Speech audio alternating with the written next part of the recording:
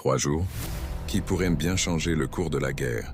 Entre Perse et Russes, frappe aérienne massive et l'encerclement de Pokrovsk, le front ukrainien s'embrase. Que s'est-il réellement passé du 20 au 22 août 2025? Quels territoires ont basculé? Et surtout, quelles conséquences pour la suite du conflit? Restez avec nous, on décrypte ensemble ces 72 heures décisives.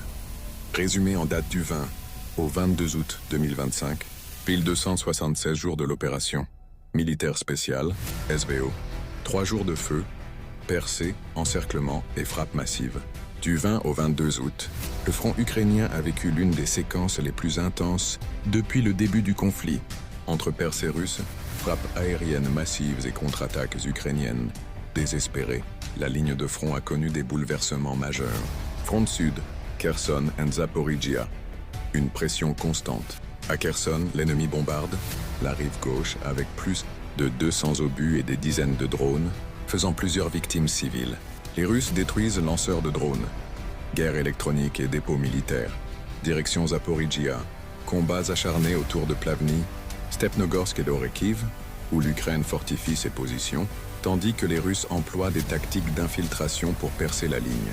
Front de Pokrovsk, Mirnorad et Ugledar, l'étau russe se resserre. Les forces russes libèrent Novogorgievka, Vladimirovka, Souketsky-Pankovka et avancent vers Novopavlivka et Promy. L'objectif, encercler Pokrovsk et Mirnorad.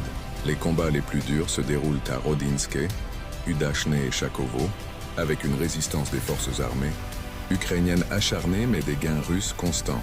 Front de Konstantinovka et Seversk, bataille pour les hauteurs. Alexandro-Shultino, Roussignard et Katerinivka passent sous contrôle russe, ouvrant la voie vers Konstantinovka. Les FAB russes frappent directement les positions ennemies autour de la ville. À Seversk, la ligne reste stable mais sous pression continue. Libération de Serebrianka, confirmée et nettoyage des forêts adjacentes.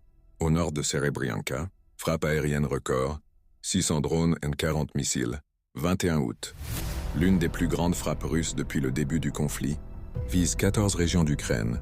Destruction de stations gazières, aérodromes militaires et usines stratégiques, comme celle de Mukachevo, liée aux États-Unis. Plus de 280 drones ukrainiens abattus en 72 heures, dont 42 en une seule nuit. Front de Kharkov, Kupiansk et Sumy. Pression au nord. À Kupiansk, avancée tactique à Sobolevka, Krasny Pervi et Stepovaya Novosyolovka, avec destruction de chars ennemis, dont un léopard allemand. À Kharkov, combat autour de Volchansk et Sidelnikovo, les Russes ciblent les dépôts ukrainiens par drone. À Sumy, affrontement intense à Yunakovka, mais la ligne reste disputée.